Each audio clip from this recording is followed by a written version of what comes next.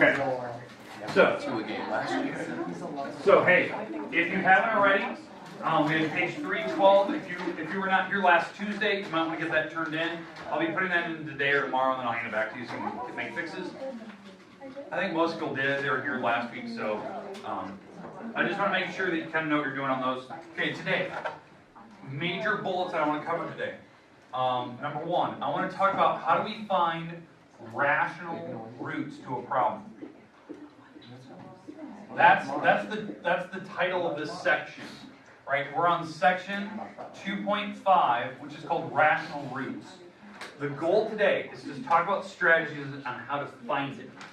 Okay, so we're going to talk about what they call the rational root test. In fact, it's an actual theorem that's in your textbook, how to find rational roots. We're going to talk about a new strategy, how to check them. This is a simple strategy for how you check, and it's called synthetic substitution. That was the part that I introduced very briefly last Tuesday. It was one of those things that kind of threw at you. I didn't really explain it too much. I want to talk about it more today. So it's called synthetic substitution. This will be kind of a nice little check for us today. That'll help us out. And then we're also going to be looking at what they call the remaining roots, the reduced form. Reduced form and the remaining roots.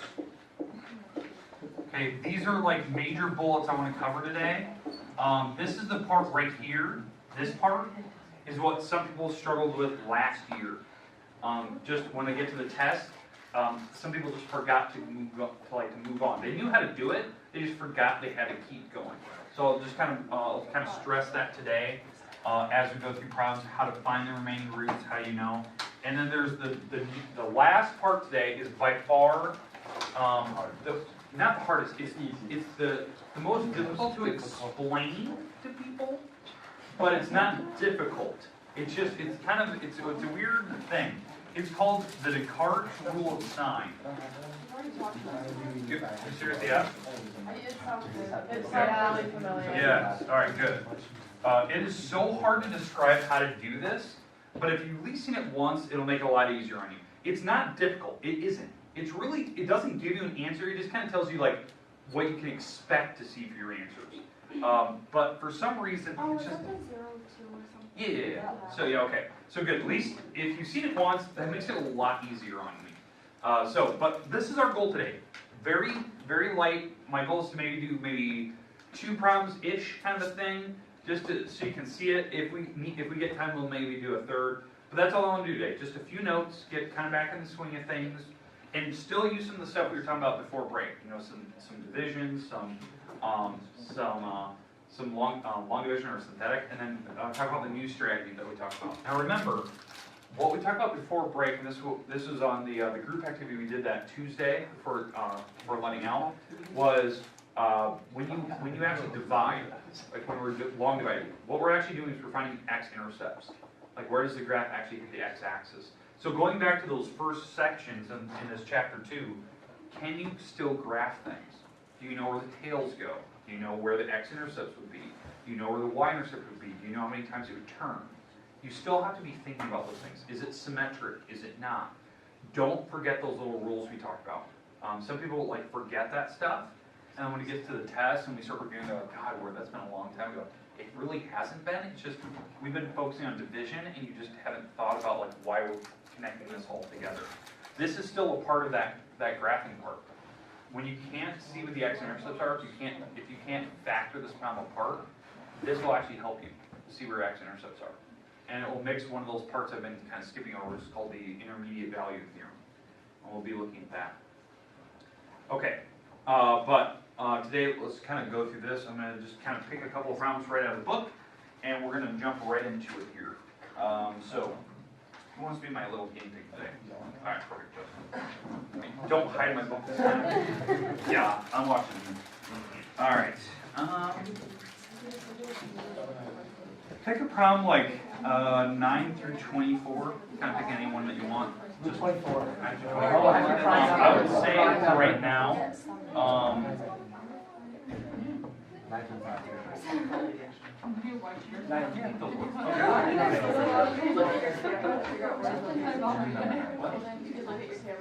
It don't look it doesn't see the horn. I had a wide angle. Okay, all right, hey, this is the one problem I'd like to write down. Justin, please, say it out loud for me, please. X cubed X cubed, minus 2x squared okay? minus 11x plus 12 equals 0. Okay, good. All right, hey, good choice on this one. The reason why I like this problem. Number one, the number one reason, this problem is non-factorable. What I mean by non-factorable is that, you know, it's a cubic function, but I can't do it by grouping method. You know, if I try to group the, you know, maybe the front two and the back two, I can't get similar parentheses, so I can't pull out, you know, whatever they have in common. You know, if I was factoring this apart, this would be x squared, and I'd be left with an x minus 2. Well, back here, they don't have anything in common. 11 and 12 don't. So I'm never going to get, you know, to the x minus 2 idea. So this is non-factorable as it sits. But how do I know where x-intercepts would be if I was graphing this thing? Now I know the tails go opposite directions because of the power of 3. I know that it's going to have, you know, 2 turning points in that graph. But will it actually hit the x-axis? And that's what we're going to be checking for. That's what they call the rational roots. Where are the actual numbers you hit the x-axis? So how this works, you take the back number, the constant term. Take the constant term, and you take the leading coefficient out front. This is a 1. And what you do, and this is, you know, this is the leading coefficient, the highest degree term. And you make a fraction using all the possible combinations of these. What I mean by that is the constant number. The book refers to it as the letter P for some reason. But you take the constant term and you put the leading coefficient on the bottom. And what we do is, now that we have this, you break these up into all the factors that can give you these numbers. So like the constant's of 12 and the leading coefficient's of 1. But you break up 12 into every possible number that can multiply to give you 12. So what are numbers that multiply to give you 12? 3, 4. 4 and 3 and 4. 4. 6 and 2. 2 and 6. 1 and 12. 1 and 12. Okay, so these are all the possible combinations for 12. Okay? For the number 1, well, it's only the number 1, right? And what you do is you make every possible combination of fraction that uses the constant numbers on the top, uses the leading coefficient numbers on the bottom, and you make every possible combination. Okay? So, for instance, if I was doing this problem, all the possible fractions, and again, it could be plus or minus because it really doesn't matter. It could be plus or minus 1 over 1. It could be plus or minus 2 over 1. Plus or minus 3 over 1. Plus or minus 4 over 1. Plus or minus 6 over 1. And plus or minus 12 over 1. Now, they're all over 1, so I don't really need to put that. But now, let's say, Justin, if you were to pick one of the other problems, what were some of the other leading coefficients out front? Some of those problems had 2s, I think, or 6s. 2. If there was one that had a 6 down here, you would have to break up the 6 into all the different numbers that multiply to give you 6, and make every possible combination that could be possible.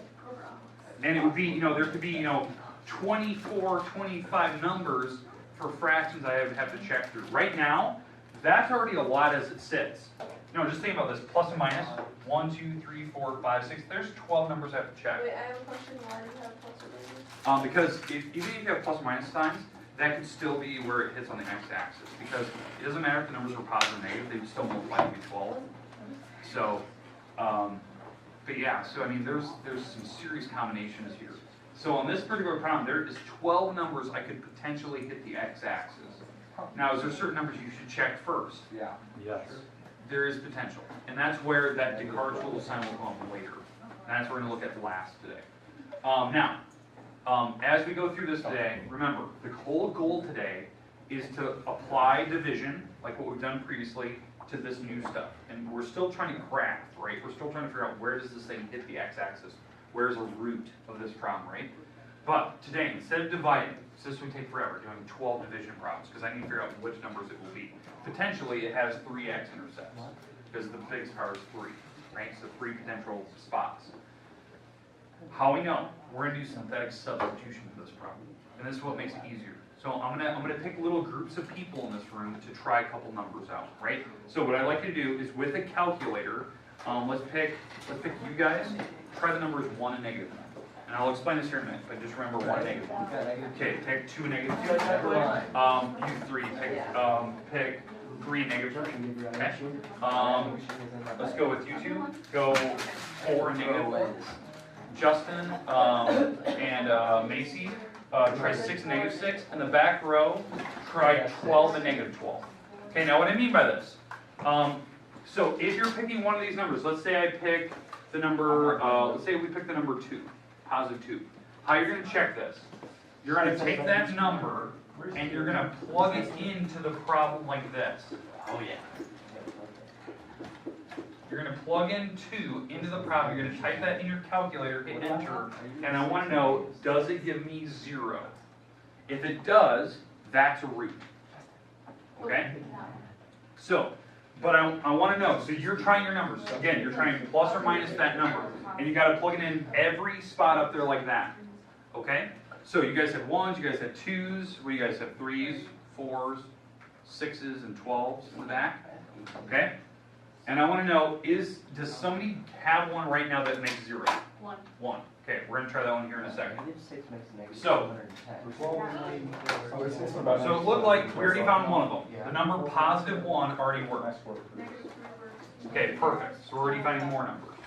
So if I try the number 1, 1 cubed is 1 times 1 is 1. 1 squared is 1 times -2 is -2.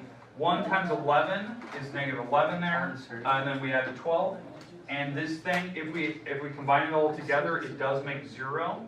So this is a root. That was one of them, positive 1 was. So that's one of the spots where it hits the x-axis. Positive and -12 will not work. Okay, plus or minus 12 didn't? Okay, I heard, was it 3 did? -3 did? Okay, so -3 was one of them. We'll try that here in a second. Again, how I'm doing this so fast is called synthetic substitution. It's actually dividing. It's telling you what your remainder is so you know, does it work out perfectly? Does it give you 0 when you plug it in? So if I tried the -3, because that was the other number that worked. Okay, let's start over. So -3 cubed is -27. -3 squared is 9 times -2 is -18. -3 times 11 is positive 33, and then we're going to add 12. So this makes 45. This makes -45, and yeah, that sure enough, that does make 0. So that is one of the roots. Now, here's the weird thing. Since we found 2 of them, there could be a potential third one. Could. Doesn't have to. Could. There could be a potential third, but we did find 2 of them. Now, how do I know what the other numbers are? Well, since we actually found one of them that worked, one of them worked, right? We found 1. We found even a -3 worked. If you divide it out, like actually do synthetic division or long division, it'll give you the other 2. It'll give you the other 2, and then we can factor it apart. Okay? Because potentially this thing has 3x-intercepts, and we already found 2. So there's going to be potentially 1 more. Potential. Doesn't have to, but it has potential to. Okay, so let's actually do, so did everyone understand how I was finding these numbers so fast? That's why it's nice to like group up, because you can just split half and half, plug some in, see if it gives you zeros. Right. So we already found 2. Right. Okay, now, I want to find the other one. Because maybe the other one isn't a nice number, maybe it's a fraction, and it's not one of these nice whole numbers here. Or I should say integers. But can we find it? So that's where the division part comes into play. So I'm just going to pick one of the numbers. I'm going to pick the number 1, because that seemed like it was easiest, because that was the first one we found. And I'm going to divide it out of this thing. And I'm just going to do it by synthetic, because I think that's probably the faster way to do this. So I knew that the number 1 worked. So I'm going to try the positive 1 here. I'm going to put that in the house, because it's the number we're checking. And we already know it creates 0, but I want to know what they call the reduced form polynomial. So when I divide out 1, it's reducing that thing down to smaller size. And those will be the other 2 roots. And one of them is going to be the -3. You'll see it here in a minute. Okay, so if we divide this, so that is a 1, -2, -11, and 12. So I'm doing it by synthetic division. I don't think there's any zeros, right? Nope, we have all the terms accounted for. So we drop the first number down, multiply by the number of the box, drop it straight down, multiply by the number of the box, drop it straight down, multiplied by the number of the box, drop straight down, so we do get 0. So the remainder was 0, we already said that earlier because it's a synthetic sub, but the constant's negative 12. The number in the middle is a 1x, a negative 1x I should say, and then this is an x squared out front. And this is the reduced polynomial. That thing is factorable. In fact, the other reason why I know it's factorable is because by trinomial rules, plus minus, x and x, 4 and 3, because those are the numbers that differ by 1 in the middle. And so this number was negative 3, which we said earlier. That was one of the parts that we said that was one of the numbers. And what was the other number? Positive 4. Positive 4. So, positive 4 should. The factoring It's says like it does. 24. Did you put parentheses in the right spot? I don't know, Rachel did it. What? Okay. So it's going to be 64, and then negative 32. So we're at 32 there. It worked. It works, Rachel, what are you talking Great about? Alright. Okay. But hey, how many total roots do we have in this problem? 3. It had potential to be 3. Did it have to? No. But we did find roots that actually worked. We found one by doing synthetic sub, and then we just divided out and we could factor out the rest. Why I knew that I could just factor out the rest of them is because when we reduced it, this thing was a trinomial and I can manage a trinomial. So that's why I would always try that. Okay? If your problem was still too big, I would keep going through the process that you guys were doing, where, I figured out 1 worked, I figured out negative 3 worked, and I could just keep doing synthetic division, and it would give me the other ones eventually. Because maybe, like Rachel was saying, like, negative 4, or positive 4 didn't work, because maybe her synthetic sub, she just typed it wrong, she forgot a parenthesis in there. But what I could have done after I divided out the positive 1, and I got down to here, and I knew that that group of girls back there figured out negative 3 worked, just take what I reduced it down to. What is that? This is the reduced form, the 1, the negative 1, and the 12. That's my polynomial there. And I knew that the negative 3 would work. And I can divide that out. And it would actually give me the remaining root just right off the bat. So drop this number down, multiply by the number in the box, drop this straight down, multiply by the number in the box, drop straight down. And this is my remainder, because I knew it was going to work. And this is the remaining root. So it had to be positive 4. So do you see how there's 2 ways you could do it? You could either factor it out, or just keep dividing by numbers that you know worked. And whatever you reduce it to, just divide that by the other one, like I did here. And it will keep going until it gets you to the final one. Bless you. Bless you again. Okay, questions, comments about how to find roots, how to find potentials. Okay, now, we're going to pick again. Now, we're going to try to pick from the problems below it, like at the very bottom of the page. I think it says, those are the Descartes rule of sign problems. Let's pick from one of those. Try to pick one that has numbers out front. Like the 4 or the 2. One of those, I don't really care which one you pick. Alright, so hold on. Okay. Okay, now we're going to do this the same way again, but now we're going to throw in a little twist now. The extra little piece called the Descartes rule of sign, which you guys have said sounds somewhat familiar, and it sounds like some of you actually know what you're talking about there. I want to discuss why that's kind of important, other than just trial and error checking this. But I want to try talking about the Descartes rule of sign, so we know why that's an actual process, why we should actually do that. Okay. So Justin, fire away.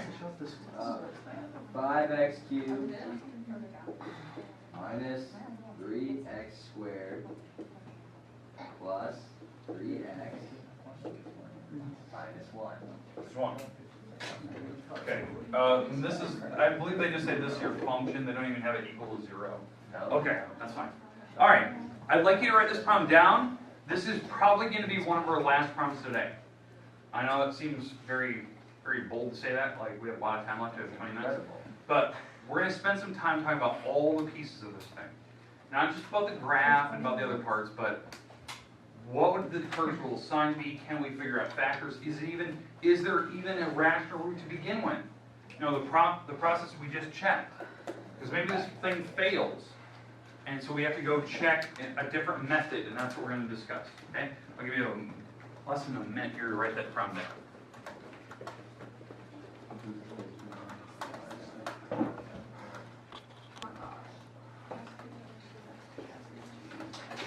Okay.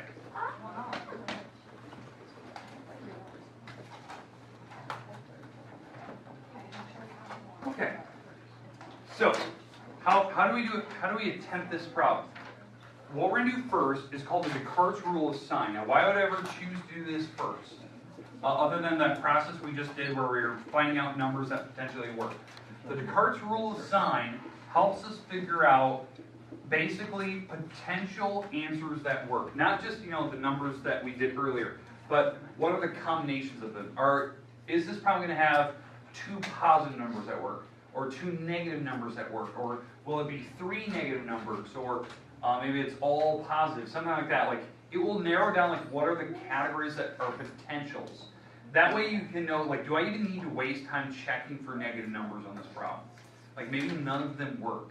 And this little rule of sign kind of tells me that. Now, it won't give you what the answers are. It just tells you the combinations of them, how many there will be.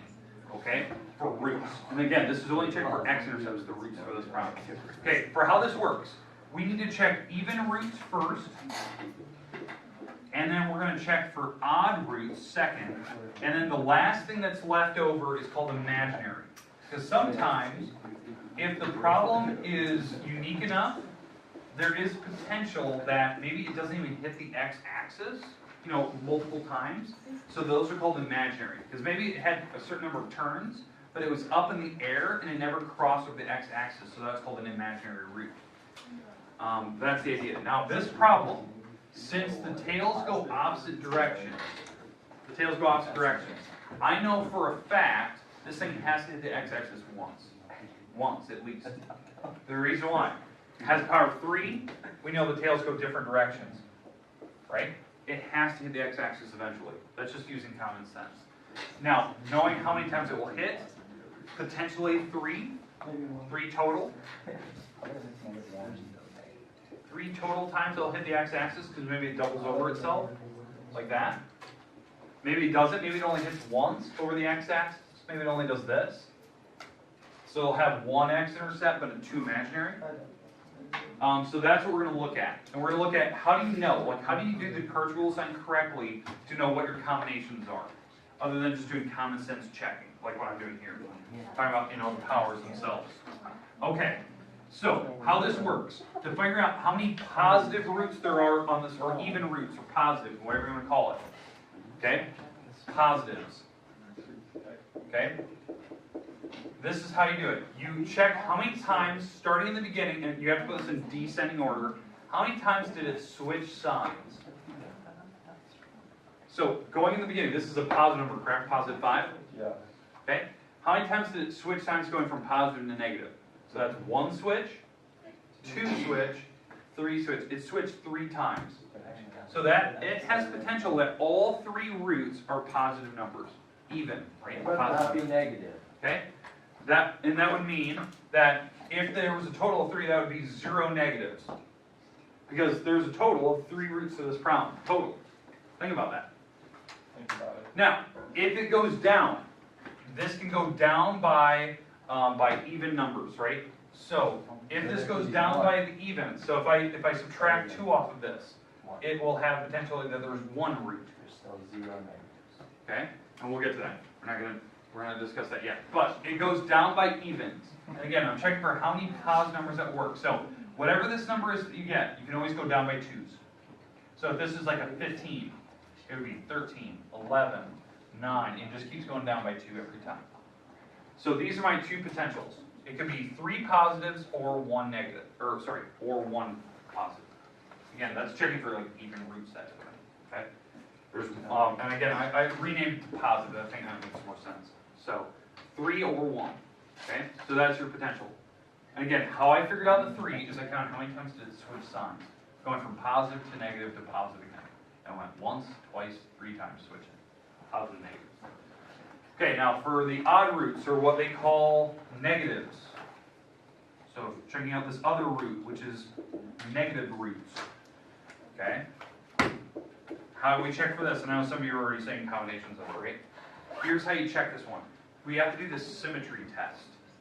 The symmetry test, if you don't remember, is a test that we did when we were graphing, where you plug in a negative x into your problem. Because again, I'm checking for negative roots, you know, the odd roots are negatives. And so what we do is we take my problem and you plug in negative x's. And when you plug in the negative x's, we simplify this thing down. You simplify the problem down. So, you know, like power of 3 will keep the negative sign. The power of 3 keeps the negative sign, so that goes out front. This power of 2 cancel out the negative sign, so it's just this. The power of 1 keeps the negative sign, so it'll be negative 3x. And then the negative 1 in the back. So we start in the beginning and count how many times did it switch signs after I simplified it? 0. It switched 0 times. So that's just a 0 here. And you can't go down by evens. You can't go down by 2's because that was just a 0. Okay? You can't have negatives. So 0 negative roots. And again, because the reason why, it didn't switch any signs. Now if that was a 1, fine. If that's a 1, then you could only, you can't go down, you can't go to negative numbers down here. Whatever the number is, you try to go down by 2. But 0 and 1, you can't do anything with them. So there's 0 negative numbers. So when we do that check that I just did a little bit ago for rational roots, I don't need to check any negative numbers. I'm going to throw them all out because this rule says, this Descartes rule of sign says I don't even need to check it. And now, imaginaries is whatever's left.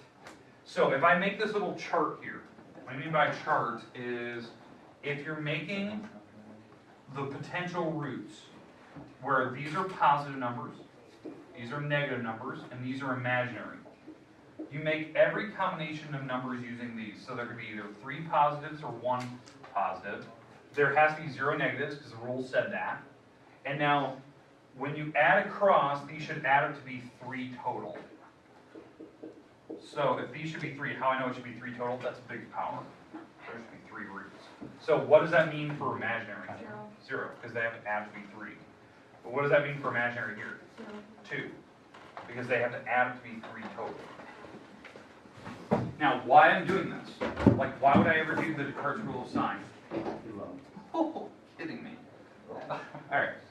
All right. So, You might want to. Yeah. did you just throw up on his desk? Yeah, you like kind of like, it's like you sweat me there. You went like this and threw up. Ooh. Okay. Oh. All right. Fair enough. I heard a weird noise. Hey, if you need to move away from the desk, move away from the desk. All right. All right. Now, hey. That's so gross. Now, hey, why I would do this first? The reason why is because on the Descartes rule of sign, this narrowed down that I'm using half the numbers I need to check. No, like when I did that little rule earlier where I said, like, hey, you guys check 1 and -1. You guys check 2 and -2. You guys check 3 and -3 and 4s and 6s and 12s. We only have half the numbers anymore because I don't need to check the negatives anymore because this rule told me that. Does that make sense? Like why I would choose to do this? Like if I'm doing these problems on my own, that eliminates half the work I'm doing. That's why it's super important that you do that. Okay, are we comfortable with the Descartes rule of sign right now? Now, obviously, I'm not going to throw you in the deep end and just give you homework right away. We're going to practice this more and more, so you can see over different problems, what are different combinations. I'll make up problems tomorrow where we just try this chart out, and we try to set up the chart. Okay? All right, we good? All right, now, hey, we're not done yet, because we have to check what the roots are. So, now, what are the numbers I can throw out right now? You can throw that one out. Negatives. Now, don't get me wrong. We're not going to use the number 7. You were correct, but we're going to try other numbers. Okay, so here we go. So, when we try this, so we're going to do by that first method, because I want to figure out what my potential x-intercepts are. I need to take the back number and put it over the front number and make every combination. So, the back number is a 1. That's my constant term, right? So I put the constant on the top, and I put the leading coefficient on the bottom, the biggest term anyway. So the leading coefficient on this particular problem turns out to be a 5. So these are going to be my numbers, and I need to break this up. What are all the combinations that multiply to give me 1? 1. Plus or minus 1s, right? And 5s. Plus or minus 5 is 1 Yeah, 5 or 1, right? Because those are numbers that multiply to give me 5. So it looks like my numbers, I have to check. If I make every combination using the top number and the bottom numbers in their particular spots, I need to check plus or minus 1, 1 over 1, or plus or minus 1/5. But you only have to do the 5. But yeah, I agree, right? So these are my combinations. So did everyone see how I set up these two options? It's Yeah. 1 over 1 or 1 over 5. Those are my only two numbers. And again, like people said, I can throw out the negatives. So I'm only doing two numbers I need to check. In fact, the number I would check is probably the number 1. It's the easiest one to plug in. Okay, so if we try the number 1, in fact, I'm just going to long divide it to see if it comes out. So